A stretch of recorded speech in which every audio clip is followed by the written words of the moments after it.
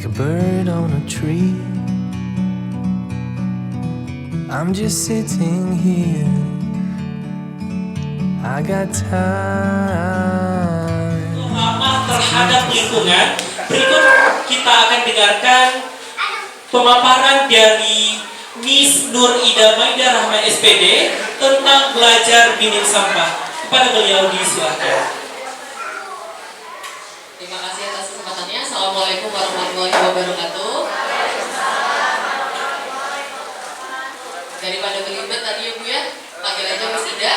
Saya Miss Ida, guru kelas 4. Di sini ingin sharing sedikit sih tentang bagaimana Sabai ini akhirnya menjadi sekolah yang terpilih di tingkat provinsi Jawa Barat sebagai salah satu sekolah adiwiyata atau sekolah yang ramah lingkungan.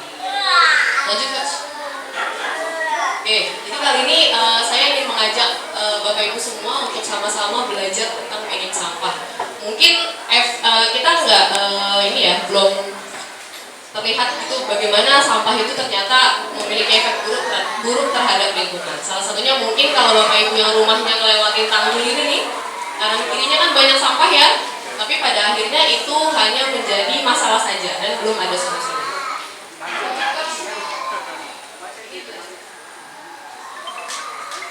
Oke, jadi ini adalah permasalahan yang sebenarnya udah lama dari beberapa tahun lalu. Ternyata Indonesia itu berada di peringkat kedua negara penyumbang sampah terbesar dan itu tingkat dunia. Jadi itu bukan peringkat prestasi, tapi itu adalah peringkat yang agak mengemaskan mungkin ya. Jadi yang pertama itu di Bangkok atau di Cina, yang kedua itu Indonesia. Nah rata-rata mungkin Bapak Ibu pernah dengar ya, yang ikan paus itu mati di dalamnya banyak sampah ya. Nah itu mungkin salah satu efeknya. Nah ini juga, jadi ternyata Jakarta itu kenapa mau dipindahkan ibu kotanya ke Kalimantan, salah satunya adalah sering terjadi banjirop atau banjir kiriman dari laut. Kenapa? Karena sekarang karena perubahan iklim ya Bu ya, terasa panas banget kan Bekasi ya, panas banget, tiba-tiba nanti hujan, panas lagi. Nah itu salah satu juga efek dari banyaknya tumpukan sampah. Akhirnya iklimnya berubah-ubah, otomatis negara-negara yang bersalju seperti di Greenland itu saljunya lama-lama meleleh. Akhirnya membuat air laut semakin tinggi. Ini juga yang tadi saya bahas tentang suhu bumi yang meningkat. Kalau anak-anak Samba bilang, Miss siang-siang itu panas banget dan kenapa kita itu nggak pakai AC gitu kan anak-anak gitu ya. Mungkin salah satunya itu edukasinya sih sebenarnya juga salah satunya biar anak-anak juga merasa efek dari adanya perubahan iklim. Kalau anak-anak terbiasa di ruangan AC, diem-diem, anak-anak tuh udah masih kan main HP ya Bu ya, diem tiduran mager gitu kan, gak gerak, gak ada aktivitas, gak keringetan, itu kan bikin tubuhnya jadi kurang sehat.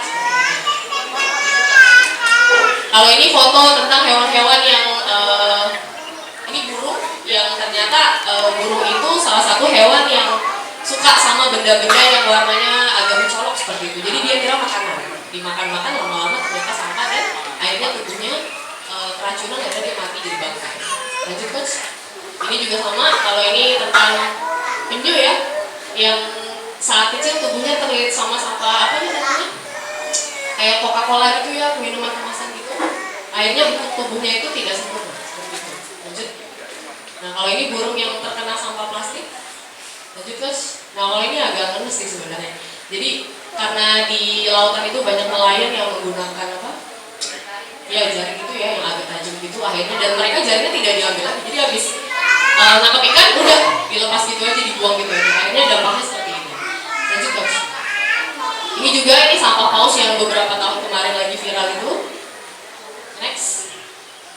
Ini sama juga beberapa ikan yang akhirnya di lautan tuh ternyata sampah itu ternyata nggak cuma ada di daratan Bapak Ibu, di lautan pun banyak. Akhirnya efeknya banyak hewan yang mati karena makan sampah dari laut. Next. Nah kalau ini adalah gambar dari salah satu tempat pembuangan umum di Bandung, daerah Bandung. Namanya saya lupa, mungkin kalau di Bekasi Bantar Gebang gitu. Nah kan tumpukan sampahnya banyak, akhirnya dia longsor. Saking penuhnya, kemudian hujan deras, akhirnya jatuh ke bawah dan itu menimpa rumah-rumah yang ada di bawah. Next. Ini mungkin pemandangan biasa mungkin di Tanggul, saya juga kalau pagi-pagi suka lihat gitu ya, ayam atau kambing yang makan-makanin sampah gitu. Terus akhirnya kambing ayamnya kita makan juga kan Bu ya. Jadi apa ya? Jadi sebenarnya plastik itu ada namanya mikroplastik. Jadi bagian terkecil dari plastik itu tidak akan bisa hancur gitu. Jadi kalau kita makan hewan yang makan plastik itu juga masuk ke dalam tubuh kita. Mungkin efeknya gitu. Next. Kalau ini adalah Sungai Citarum yang waktu itu juga viral, akhirnya sama Pak Ridwan Kamil mengerahkan pasukan kebersihannya. Tapi mungkin kalau dibersihkan sama pasukan kebersihan sehari 2 hari hilang sampahnya. Tapi lama-lama kalau kebudayaan kita buang sampah di kali, dan itu saya pernah lihat gitu ya. Ada salah satu orang tua di sini, saya posisinya di belakang Bapak Ibu, dia di depan naik motor sama anaknya lagi nganterin sekolah ke sini. Itu tiba-tiba pas sudah deket tanggul berhenti. Saya kan agak kaget ya karena agak ngerem mendadak. Ternyata sampahnya dibuang lah tuh di pinggir kali. Kata saya, lah di sekolah kita ngajarin tidak boleh buang sampah, tapi kok orang tuanya malah praktekin buang sampah. Jadi ada apa ya, perbedaan gitu ya. Jadi anak-anak tuh kadang yang diterima di sekolah tuh ibaratnya dalam tanda petik baik-baik, orang tuanya di rumah praktekinnya malah yang kebalikannya. Itu kita agak miris sebenarnya. Kita udah ngajarin, ayo buang sampah pada tempatnya, ayo kita mengolah sampah, tapi ternyata orang tua di rumah pun tidak mau dan tidak peduli ikut mengolah sampah juga. Next. Nah kalau tadi sampah-sampah plastik, kalau ini juga ternyata ada sampah makanan.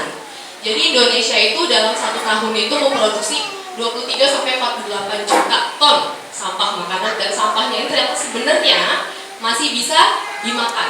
Tapi karena biasanya kita punya makanan nih Bapak Ibu ya, kadang masih ada sisa, udah kenyang buang aja. Atau di restoran makan, nggak habis gitu ya, udah dibuang aja. Padahal makanan-makanan itu masih bisa dimakan sama orang lain. Lanjut. Nah di sini juga kita suka bahas ini sama anak-anak gitu ya. Ternyata di Al-Quran pun kita di agama Islam diajarkan bagaimana kita harus peduli sama lingkungan di surat Ar-Rum ayat 41 dan 42. Next. Lanjut. Nah ini adalah alur sampah. Biasanya begini ya Bapak Ibu ya. Dari rumah ada tong sampah, dibuanglah ke sini, ke kali ya bisa ke kali, bisa ke pinggiran tanggul, biasanya itu banyak banget itu. Atau dari sini ada petugas sampah buangnya ke sini. Padahal ini dan ini itu sama-sama numpuk, cuma beda pindah tempat aja dari rumah ke tempat lain. Gitu. Jadi sebenarnya kita ngerasa enak nih di rumah nggak ada sampah, tapi orang yang tinggal di lingkungan yang seperti ini kan pasti punya efek juga gitu loh, ngerasain baunya, ngerasain nggak enaknya lah. Next. Nah ini pilahnya, udah ada sampah kita pilah gitu, kita pisahkan. Next coach. Nah kalau ini composting, jadi mengolah sampah. Kalau misalnya Bapak Ibu lihat di IG biasanya tuh ada tuh tentang bagaimana mengompos sampah organik gitu ya, sampah-sampah yang bisa hancur dengan tanah kemudian dipakai lagi buat pupuk seperti itu. Next. Nah ini salah satu kegiatan waktu itu saya pegang kelas 4. Di sini kita marketingnya itu minit sampah. Jadi dari mulai proses jualannya, nih kalau Bapak Ibu lihat ya, ini kita jualan jus buah kayak itu, kita pakai tempat dan anak-anak yang beli di sini pun pakai botol minum, gitu. Terus kita jualan jasuke ini, kita pakai wadah, anak-anak yang beli pun pakai wadah. Jadi kita mengurangi sampah. Next. Kalau ini foto anak-anak lagi makan, jadi nanti mungkin tidak jauh beda seperti ini Bapak Ibu ya, ini botol minum sama tempat. Next.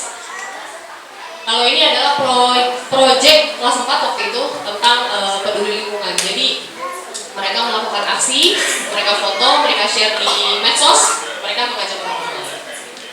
Next. Kalau ini foto tentang pembuatan lubang biopori. Lanjut. Ini foto kompos, tapi ini masih proses, jadi belum selesai, belum jadi gitu ya. Lanjut. Nah, ternyata belajar handling sampah itu semuanya dimulai dari diri kita sendiri. Baru kita bisa sharing ke keluarga kita dan lingkungan sendiri. Lanjut. Udah ya? Oke, kita mengharapkan seperti ini Bapak Ibu ya. Insya Allah dari kita, sekolah, keluarga, sekolah, lingkungan, negara, nah itu dunia. Jadi kan kita ibaratnya kita yang melakukan kesalahan, kita juga yang memperbaiki. Ini itu saja dari saya. Terima kasih atas perhatiannya. Mohon maaf jika ada kekurangan. Wassalamualaikum warahmatullahi wabarakatuh. Bye.